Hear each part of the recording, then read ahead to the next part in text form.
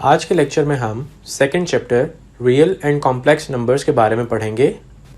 तो सबसे पहले हम रियल नंबर्स के बारे में जानेंगे, फिर उनकी प्रॉपर्टीज़ के बारे में पढ़ेंगे और रेडिकल्स एंड रेडिकंड्स के मुतल्लिक कुछ कॉन्सेप्ट हासिल करेंगे।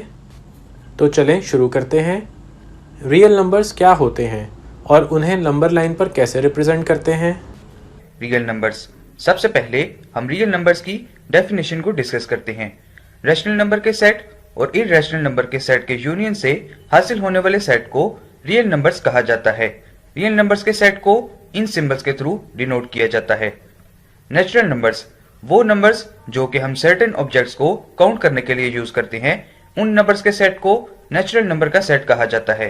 नेचुरल नंबर के सेट को n से डिनोट किया जाता है, जबकि इस सेट को मैथमेटिकली इस तरह लिखा जाता है। होल नंबर्स, अगर हम 0 को नेचुरल नंबर के सेट में ऐड कर दें तो हासिल होने वाले सेट को होल नंबर्स का सेट कहा जाता है। होल नंबर्स के सेट को w से डिनोट किया जाता है, जबकि इस सेट को मैथमेटिकली इस तरह लिखा जाता है। इंटीजर्स, इंटीजर्स पॉजिटिव इंटीजर्स 0 और नेगेटिव इंटीजर्स पर मुश्तमिल होते हैं। इसके सेट को z से डिनोट किया जाता है, जबकि इंटीजर्स के सेट को मैथमेटिकली इस तरह लिखा जाता है। Sets of real numbers. Rational numbers वो नंबर्स जिनको हम p ओवर q की फॉर्म में लिख सकते हैं, इनको रैशनल नंबर्स कहा जाता है। रैशनल नंबर के सेट को q से जाहिर किया जाता है, जबकि इस सेट को मैथमेटिकली इस तरह लिखा जाता है। इररेशनल नंबर्स वो नंबर्स जिनको हम p ओवर q की फॉर्म में नहीं लिख सकते, इनको इररेशनल नंबर्स कहा जाता है। इररेशनल नंबर्स को q डैश से डिनोट किया जाता है, जबकि इस सेट को मैथमेटिकली इस तरह लिखा जाता है। नेचुरल नंबर का सेट होल नंबर से बिलोंग करता है। होल नंबर का सेट इंटीजर से बिलोंग करता है। इंटीजर्स का सेट रैशनल नंबर से बिलोंग करता है, जबकि रैशनल नंबर का सेट रियल नंबर से बिलोंग करता है। अब हम देखते हैं कि किस तरह रियल नंबर्स को नंबर लाइन पर लिखा जाता है। फर्ज कीजिए कि हमारे पास एक नंबर लाइन L है, जिस पर पॉइंट्स A, -a, P और P डैश के थ्रू हम रियल नंबर्स को डिनोट करते हैं। नंबर लाइन पर दरमियान वाले पॉइंट को ओरिजिन पॉइंट कहा जाता है और इसकी वैल्यू 0 होती है। ओरिजिन पॉइंट की लेफ्ट साइड पर नेगेटिव नंबर्स होते हैं, जबकि राइट साइड पर पॉजिटिव इंटीजर्स होते हैं। अगर हम ओरिजिन पॉइंट O से एक पॉइंट A लें तो O से A के दरमियान की लेंथ को 1 यूनिट ऑफ लेंथ कहा जाता है। आज का हमारा टॉपिक है terminating and non terminating decimals on the number line. Decimals दो टाइप्स के होते हैं, टर्मिनेटिंग एंड रिक्योरिंग। सबसे पहले हम टर्मिनेटिंग डेसिमल को डिस्कस करते हैं, जिसके लिए हमें एक क्वेश्चन कंसिडर करना होगा। अगर हम 3 को 8 से डिवाइड करें तो डिवीजन के नतीजे में हमें रिमाइंडर 0 हासिल होगा। सो टर्मिनेटिंग डेसिमल उन फाइनाइट डेसिमल पॉइंट्स को कहा जाता है जिनको सॉल्व करने से हमें रिमाइंडर 0 हासिल हो। अब हम रिक्योरिंग डेसिमल को डिस्कस करते हैं, जिसके लिए अगेन हमें एक क्वेश्चन कंसिडर करना होगा। जब हम 8 को 3 से डिवाइड करेंगे तो डिवीजन के नतीजे में हमें रिमाइंडर 2 हासिल होगा। सो रिक्योरिंग डेसिमल उन इनफाइनाइट डेसिमल पॉइंट्स को कहा जाता है जिनमें हमें रिमाइंडर 0 के अलावा कोई और नंबर हासिल हो। Representation of rational and irrational numbers on number line. इस टॉपिक को समझने के लिए हम एग्जाम्पल 1 कंसिडर करते हैं, जिसमें हमें -2/5 को नंबर लाइन पर रिप्रेजेंट करवाना है। इसके लिए हम एक नंबर लाइन ड्रॉ करेंगे। चूंकि ये एक नेगेटिव नंबर है, इसलिए इसको ओरिजिन पॉइंट की लेफ्ट हैंड साइड पर ड्रॉ किया जाएगा। 0 से 0.1 को हम 5 इक्वल पार्ट में डिस्ट्रीब्यूट करेंगे और -2/5 को नंबर लाइन पर इस पॉइंट पर रिप्रेजेंट करवाया जाएगा। अब हम एग्जाम्पल 2 देखते हैं। एग्जाम्पल 2 में हमें 15/7 को नंबर लाइन पर रिप्रेजेंट करवाना है। इसके लिए हम एक नंबर लाइन ड्रॉ करेंगे। चूंकि ये एक पॉजिटिव नंबर है, इसलिए इसे ओरिजिन पॉइंट की राइट हैंड साइड पर ड्रॉ किया जाएगा। 2 से 0.3 को हम 7 इक्वल पार्ट में डिस्ट्रीब्यूट करेंगे और 15/7 को इस पॉइंट पर रिप्रेजेंट करवाया जाएगा। एग्जाम्पल 3 में हमें इस नंबर को नंबर लाइन पर रिप्रेजेंट करना है, जिसके लिए हम एक नंबर लाइन ड्रॉ करेंगे। चूंकि ये एक नेगेटिव नंबर है, इसलिए इसे ओरिजिन पॉइंट की लेफ्ट हैंड साइड पर ड्रॉ किया जाएगा। -1 से 0.2 को 9 इक्वल पार्ट में डिस्ट्रीब्यूट किया जाएगा और इस नंबर को नंबर लाइन पर इस पॉइंट पर रिप्रेजेंट करवाया जाएगा। एग्जाम्पल 4 में हमें √2 को नंबर लाइन पर रिप्रेजेंट करवाना है, जिसके लिए हम सबसे पहले पाइथागोरस थ्योरम को यूज करेंगे। पाइथागोरस थ्योरम के मुताबिक √2 को इस तरह लिखा जाएगा। जब हम दोनों नंबर्स का स्क्वायर लेकर इनको ऐड करेंगे तो हमें √2 हासिल होगा। √2 को नंबर लाइन पर इस तरह रिप्रेजेंट करवाया जाएगा। उम्मीद है कि आपके सब कॉन्सेप्ट्स अच्छे से क्लियर हो गए होंगे। अब आप इनकी प्रैक्टिस करें। हम मिलते हैं एक ब्रेक के बाद। रियल नंबर्स को समझने के बाद हम उनकी प्रॉपर्टीज को समझते हैं। Properties of real numbers under addition and multiplication. सबसे पहले हम properties of real numbers under addition को डिस्कस करते हैं, जिसकी 5 प्रॉपर्टीज हैं। सबसे पहले हम क्लोजर प्रॉपर्टी को डिस्कस करेंगे। क्लोजर प्रॉपर्टी को मैथमेटिकली इस तरह लिखा जाता है, जिसके मुताबिक दो रियल नंबर्स a और b को जब आपस में ऐड किया जाता है तो एडिशन के नतीजे में हासिल होने वाला नंबर b एक रियल नंबर ही होता है। जैसा कि हमें दो रियल नंबर्स -3 और 5 दिए गए हैं। अगर हम इनको क्लोजर प्रॉपर्टी के मुताबिक ऐड करें तो एडिशन के नतीजे में हमें 2 हासिल होगा, जो कि एक रियल नंबर ही है। Commutative property. कम्यूटेटिव प्रॉपर्टी को मैथमेटिकली इस तरह लिखा जाता है, जिसके मुताबिक दो रियल नंबर्स a और b और a की एडिशन आपस में बराबर होती है। जैसा कि हमें दो रियल नंबर्स 2 और 3 दिए गए हैं। अगर हम इनको कम्यूटेटिव प्रॉपर्टी के मुताबिक ऐड करें तो एडिशन के नतीजे में हमें बोथ साइड्स का आंसर सेम हासिल होगा। Associative property. एसोसिएटिव प्रॉपर्टी को मैथमेटिकली इस तरह लिखा जाता है, जैसा कि हमें 3 रियल नंबर्स 5, 7 और 3 दिए गए हैं। अगर हम इन नंबर्स को एसोसिएटिव प्रॉपर्टी के मुताबिक ऐड करें तो सबसे पहले हम ब्रैकेट में मौजूद पार्ट को ऐड करेंगे, जिससे हमें ये स्टेप हासिल होगा। इस स्टेप को मजीद सिंप्लीफाई करने से हमें बोथ साइड्स का आंसर सेम हासिल हो जाएगा। Additive identity. एडिटिव आइडेंटिटी को मैथमेटिकली इस तरह लिखा जाता है, जिसके मुताबिक 0 को अगर किसी रियल नंबर की लेफ्ट साइड पर या राइट साइड पर ऐड किया जाए तो एडिशन के नतीजे में हमें दोबारा वही रियल नंबर हासिल हो जाता है। जैसा कि हमें एक रियल नंबर 2 दिया गया है। अगर हम 0 को इसकी लेफ्ट साइड पर या राइट साइड पर ऐड करें तो एडिशन के नतीजे में हमें 2 ही दोबारा हासिल हो जाएगा। Additive inverse. इस प्रॉपर्टी के मुताबिक अगर किसी रियल नंबर के एडिटिव इनवर्स को उसमें ऐड किया जाए तो एडिशन के नतीजे में हमें आंसर 0 हासिल होगा। जैसा कि हमें एक रियल नंबर 3 दिया गया है और उसका एडिटिव इनवर्स -3 है। अगर हम इन वैल्यूज को एडिटिव इनवर्स की प्रॉपर्टी में पुट करें तो पुट करने से हमें ये स्टेप हासिल होगा, जिसको सिंप्लीफाई करने से हमें बोथ साइड्स का आंसर 0 हासिल होगा। अब हम properties of real numbers under multiplication को डिस्कस करते हैं। इसकी भी 5 प्रॉपर्टीज हैं। सबसे पहले हम क्लोजर प्रॉपर्टी को डिस्कस करेंगे। क्लोजर प्रॉपर्टी को मैथमेटिकली इस तरह लिखा जाता है, जिसके मुताबिक दो रियल नंबर्स a और b को जब आपस में मल्टीप्लाई किया जाता है तो मल्टीप्लिकेशन से हासिल होने वाला नंबर भी एक रियल नंबर ही होता है। जैसा कि हमें दो रियल नंबर्स -3 और 5 दिए गए हैं। अगर हम इन रियल नंबर्स को क्लोजर प्रॉपर्टी के मुताबिक मल्टीप्लाई करें तो हमें ये स्टेप हासिल होगा।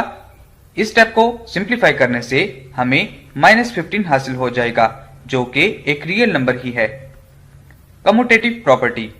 कम्यूटेटिव प्रॉपर्टी को मैथमेटिकली इस तरह लिखा जाता है, जिसके मुताबिक a और b की मल्टीप्लिकेशन b और a की मल्टीप्लिकेशन के बराबर होती है। जैसा कि हमें दो रियल नंबर्स 2 और 3 दिए गए हैं। अगर हम इनको कम्यूटेटिव प्रॉपर्टी के मुताबिक मल्टीप्लाई करें तो मल्टीप्लिकेशन के नतीजे में हमें बोथ साइड्स का आंसर 6 हासिल होगा, जो कि आपस में सेम है। Associative property. एसोसिएटिव प्रॉपर्टी को मैथमेटिकली इस तरह लिखा जाता है, जब हम 3 वैल्यूज को एसोसिएटिव प्रॉपर्टी के अंदर पुट करते हैं तो पुट करने से हमें ये स्टेप हासिल होता है, जिसको सिंप्लीफाई करने से हमें ये स्टेप हासिल होगा। इस स्टेप को जब हम मजीद सिंप्लीफाई करेंगे तो हमें बोथ साइड्स का आंसर सेम हासिल हो जाएगा। Multiplicative identity. मल्टीप्लिकेटिव आइडेंटिटी को मैथमेटिकली इस तरह लिखा जाता है, जिसके मुताबिक 1 को अगर किसी रियल नंबर की लेफ्ट साइड पर या राइट साइड पर मल्टीप्लाई किया जाए तो मल्टीप्लिकेशन के नतीजे में हमें दोबारा वही रियल नंबर हासिल हो जाता है।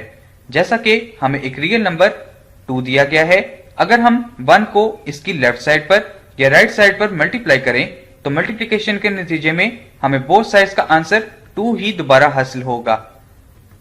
Multiplicative inverse. मल्टीप्लिकेटिव इनवर्स को मैथमेटिकली इस तरह लिखा जाता है, जिसके मुताबिक अगर किसी रियल नंबर को उसके मल्टीप्लिकेटिव इनवर्स के साथ मल्टीप्लाई किया जाए तो हमें आंसर 1 हासिल होता है। सपोज कीजिए कि हमें एक रियल नंबर 5 दिया गया है। अगर हम इस वैल्यू को मल्टीप्लिकेटिव इनवर्स की प्रॉपर्टी के अंदर पुट करेंगे तो हमें सिंप्लीफिकेशन के बाद बोथ साइड्स का आंसर 1 हासिल होगा। Multiplication is distributive over addition. इस प्रॉपर्टी के 2 पार्ट्स हैं।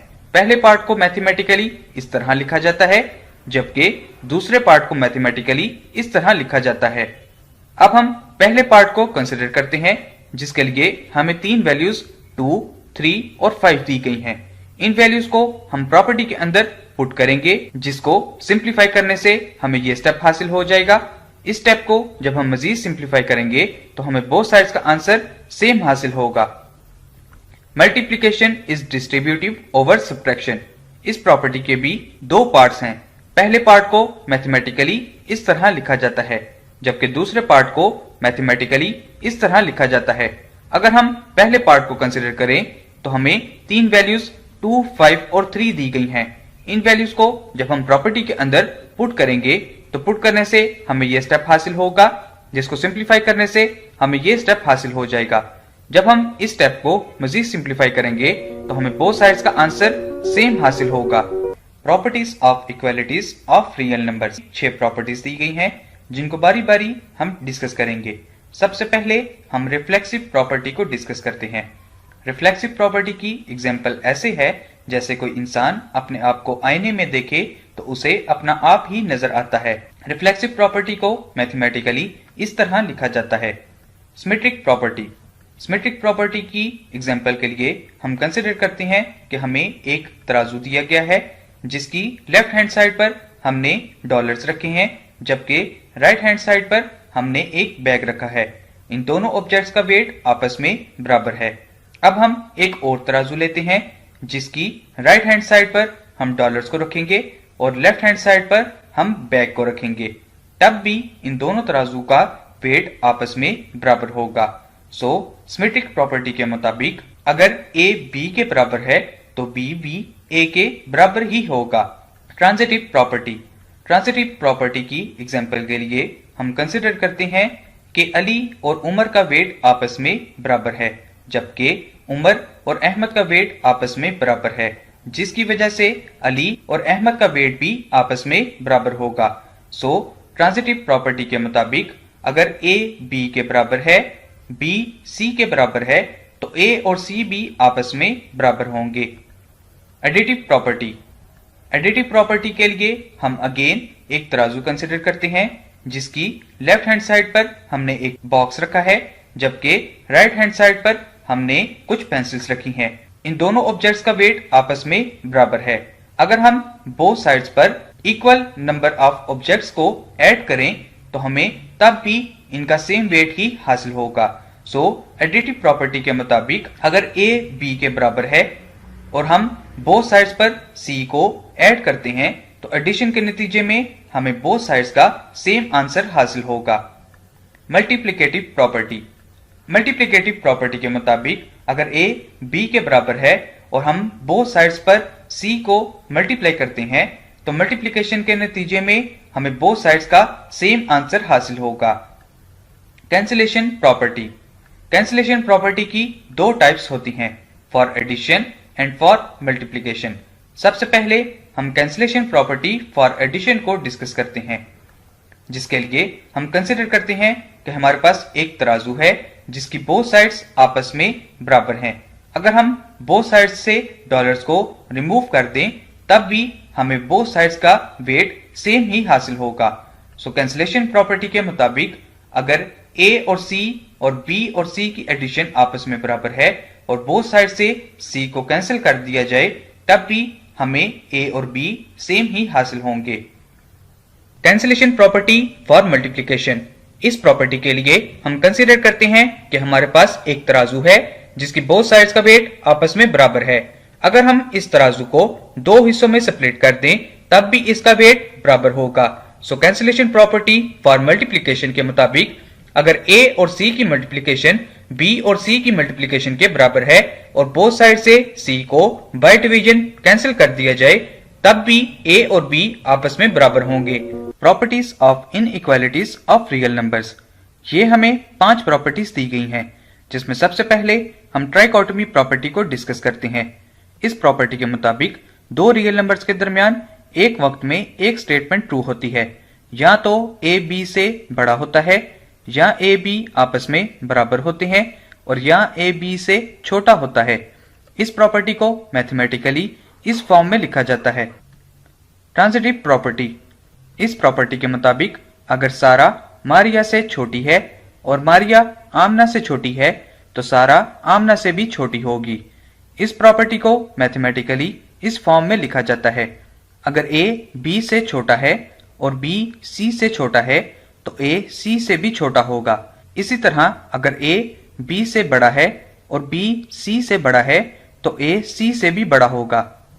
Additive property. इस प्रॉपर्टी के मुताबिक अगर 9 4 से ग्रेटर है और हम बोथ साइड्स पर 3 को ऐड करते हैं तो एडिशन के बाद ग्रेटर साइड हमेशा ग्रेटर ही रहेगी। इस प्रॉपर्टी को मैथमेटिकली इस फॉर्म में लिखा जाता है, जिसके a पार्ट के मुताबिक अगर a b से छोटा है और हम बोथ साइड्स पर c को ऐड करते हैं तो एडिशन के बाद लेस साइड लेस ही रहेगी। इसी तरह अगर हम c की जगह को भी चेंज कर दें तब भी लेस साइड हमेशा लेस ही रहेगी।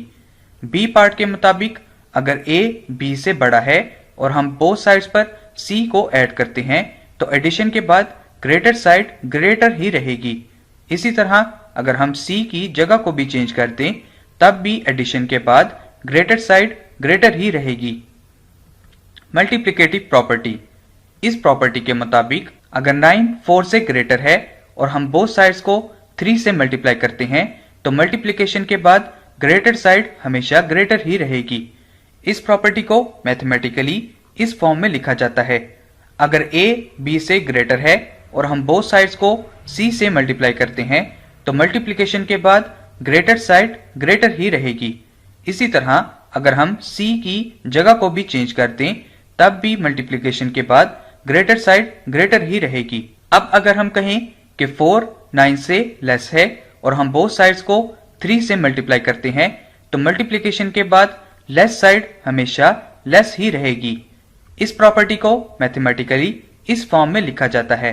अगर a b से लेस है और हम बोथ साइड्स को c से मल्टीप्लाई करते हैं तो मल्टीप्लिकेशन के बाद लेस साइड हमेशा लेस ही रहेगी, और अगर हम c की जगह को भी चेंज कर दें तब भी लेस साइड हमेशा लेस ही रहेगी। अब अगर हम कहें कि 9 4 से ग्रेटर है और हम बोथ साइड्स को -3 से मल्टीप्लाई करते हैं तो -27 -12 से लेस होगा। इस प्रॉपर्टी को मैथमेटिकली इस फॉर्म में लिखा जाता है, यानी a b से बड़ा है और हम बोथ साइड्स को -c से मल्टीप्लाई करते हैं तो मल्टीप्लिकेशन के बाद ग्रेटर साइड हमेशा लेस हो जाती है। इसी तरह अगर हम c की जगह को भी चेंज कर दें तब भी मल्टीप्लिकेशन के बाद ग्रेटर साइड लेस हो जाती है। अब अगर हम कहें कि 4 9 से लेस है और हम बोथ साइड्स को -3 से मल्टीप्लाई करते हैं तो -12 -27 से ग्रेटर होगा। इस प्रॉपर्टी को मैथमेटिकली इस फॉर्म में लिखा जाता है, यानी अगर a b से छोटा है और हम बोथ साइड्स को नेगेटिव रियल नंबर के साथ मल्टीप्लाई करते हैं तो मल्टीप्लिकेशन के बाद लेस साइड ग्रेटर हो जाती है। इसी तरह अगर हम c की जगह भी चेंज कर दें तब भी मल्टीप्लिकेशन के बाद लेस साइड हमेशा ग्रेटर होती है। Multiplicative inverse property. इस प्रॉपर्टी में हम कंसीडर करते हैं कि 4 9 से लेस है, तो इस प्रॉपर्टी के मुताबिक अगर a b से लेस है और हम दोनों रियल नंबर्स को ओवर में लिख दें तो लेस साइड ग्रेटर हो जाती है, यानी 1/a ग्रेटर होगा 1/b से। इसी तरह अगर हम कहें कि 9 4 से ग्रेटर है तो इस प्रॉपर्टी के मुताबिक जब हम a और b को ओवर में लिखेंगे तो ग्रेटर साइड लेस हो जाएगी। उम्मीद है कि आपने सब प्रॉपर्टीज अच्छे से समझ ली होंगी। अब हम उससे रिलेटेड कुछ सवाल हल करते हैं। क्वेश्चन नंबर 1 में कहा गया है, दिए गए सवालों में जो प्रॉपर्टी इस्तेमाल हुई है उसकी निशानदेही करें। जैसा कि आप सब प्रॉपर्टीज पढ़ चुके हैं, अब उन्हें इस्तेमाल करते हुए जवाब सोचें। पार्ट 1 में कम्यूटेटिव प्रॉपर्टी ऑफ एडिशन इस्तेमाल हुई है। पार्ट 2 में एसोसिएटिव प्रॉपर्टी ऑफ मल्टीप्लिकेशन इस्तेमाल हुई है। पार्ट 3 में मल्टीप्लिकेटिव आइडेंटिटी यूज़ हुई है। इसी तरह आखिरी पार्ट में मल्टीप्लिकेटिव प्रॉपर्टी का इस्तेमाल हुआ है। इसी तरह आप बाकी पार्ट्स की प्रॉपर्टी भी फाइंड करें। हम मिलते हैं एक ब्रेक के बाद। उम्मीद है कि आपने सब सवाल हल कर लिए होंगे। अब हम रेडिकल्स एंड रेडिकेंट्स के कॉन्सेप्ट को समझते हैं। Radicals and radicands. सपोज कीजिए कि हमारे पास ये चंद वैल्यूज हैं। इनको रेडिकल फॉर्म में इस तरह लिखा जाएगा। यहाँ पर n को हम इंडेक्स का नाम देते हैं। इस साइन को रेडिकल साइन कहा जाता है, जबकि रेडिकल साइन के अंदर मौजूद a को रेडिकेंट कहा जाता है। अब हम देखते हैं कि किस तरह रेडिकल फॉर्म को एक्सपोनेंशियल फॉर्म और एक्सपोनेंशियल फॉर्म को रेडिकल फॉर्म के अंदर ट्रांसफॉर्म किया जाता है। अगेन सपोज कीजिए कि हमारे पास ये एक एक्सपोनेंशियल फॉर्म है। इसको रेडिकल फॉर्म में इस तरह लिखा जाएगा। पहले हम देखते हैं कि किस तरह रेडिकल फॉर्म को एक्सपोनेंशियल फॉर्म में कन्वर्ट किया जाता है। इसके लिए हमें एक एग्जाम्पल को कंसिडर करना होगा। एग्जाम्पल में हमारे पास ये एक रेडिकल फॉर्म है। इसको एक्सपोनेंशियल फॉर्म में लिखने के लिए रेडिकल साइन के अंदर मौजूद -8 को एक अलहदा ब्रैकेट में लिखा जाएगा। इसके बाद रेडिकल साइन के ऊपर मौजूद पावर 5 को ब्रैकेट के ऊपर 1/5 की फॉर्म में लिखा जाएगा। आप में से बहुत से लोग ये बात सोच रहे होंगे कि हमने 5 को 1/5 की फॉर्म में क्यों लिखा है। ये बात ज़हन नशीन कर दीजिए कि 1 - 8 की पावर है, जबकि 5 इसका रूट है और ये हमारे पास एक्सपोनेंशियल फॉर्म है। अब हम एक और एग्जाम्पल कंसिडर करते हैं जिसमें हमें ये एक रेडिकल फॉर्म दी गई है। इसको एक्सपोनेंशियल फॉर्म में लिखने के लिए हम x को एक ब्रैकेट के अंदर लिखेंगे, जबकि x के ऊपर मौजूद पावर 5 और 3 को हम ब्रैकेट के ऊपर 5/3 की फॉर्म में लिखेंगे। इसको भी हम एक्सपोनेंशियल फॉर्म कहेंगे। अब हम देखते हैं कि एक्सपोनेंशियल फॉर्म को किस तरह रेडिकल फॉर्म के अंदर कन्वर्ट किया जाता है। इसके लिए अगेन हमें एक एग्जाम्पल को कंसिडर करना होगा। एग्जाम्पल में हमें ये एक एक्सपोनेंशियल फॉर्म दी गई है। इसको रेडिकल फॉर्म में लिखने के लिए हमें x को रेडिकल साइन के अंदर लिखना होगा, जबकि पावर 1/3 को हम रेडिकल के ऊपर लिखेंगे। इसको हम रेडिकल फॉर्म कहते हैं। एग्जाम्पल 2 में हमें ये एक वैल्यू दी गई है जो कि एक्सपोनेंशियल फॉर्म में मौजूद है। इसको रेडिकल फॉर्म में लिखने के लिए हम y को रेडिकल साइन के अंदर लिखेंगे, जबकि पावर 3/4 को हम इस तरह लिखेंगे। इस फॉर्म को हम रेडिकल फॉर्म कहेंगे। Properties of radicals. सबसे पहले हमारे पास ये प्रॉपर्टी है जिसको प्रोडक्ट प्रॉपर्टी ऑफ रेडिकल कहा जाता है। इस प्रॉपर्टी में अगर दो वैल्यूज का प्रोडक्ट लिया जा रहा हो तो हम इनको अलहदा रेडिकल फॉर्म में भी लिख सकते हैं। जैसा कि हम a को अलहदा रेडिकल फॉर्म में लिखेंगे, इसके बाद b को अलहदा रेडिकल फॉर्म में लिखकर इनका प्रोडक्ट लिया जाएगा। इस प्रॉपर्टी को क्वोशिएंट प्रॉपर्टी ऑफ रेडिकल कहा जाता है। इस प्रॉपर्टी में अगर दो वैल्यूज आपस में डिवाइड हो रही हों तो हम इनको अलहदा रेडिकल फॉर्म में भी लिखकर डिवाइड कर सकते हैं।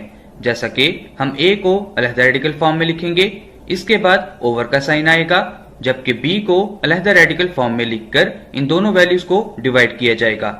नंबर 3 पर हमारे पास ये प्रॉपर्टी है। इस प्रॉपर्टी में हम a के रेडिकल की पावर और होल रेडिकल की पावर को आपस में मल्टीप्लाई करेंगे। नंबर 4 पर हमारे पास ये प्रॉपर्टी है। इस प्रॉपर्टी में हम रेडिकल के मौजूद अंदर वैल्यू और रेडिकल की पावर को एक ब्रैकेट में लिखेंगे, जबकि a की पावर को ब्रैकेट की पावर की फॉर्म में लिखा जाएगा। नंबर 5 पर हमारे पास ये प्रॉपर्टी है। इस प्रॉपर्टी में a की पावर और रेडिकल की पावर आपस में कैंसिल हो जाएंगी, जिससे हमारे पास a बाकी बचेगा। So this is the lesson of this session. अब इससे रिलेटेड कुछ सवाल हल करते हैं। क्वेश्चन नंबर 2, दी गई स्टेटमेंट्स सही हैं या गलत? पार्ट 1 गलत है क्योंकि अंडर रूट की वैल्यू 1/2 होती है, जबकि यहाँ 1/5 लिखा है। पार्ट 2 बिल्कुल दुरुस्त है। इसी तरह आप बाकी सवालों की प्रैक्टिस करें। हम फिर मिलते हैं अगले लेक्चर में। तब तक के लिए अल्लाह हाफ़िज़।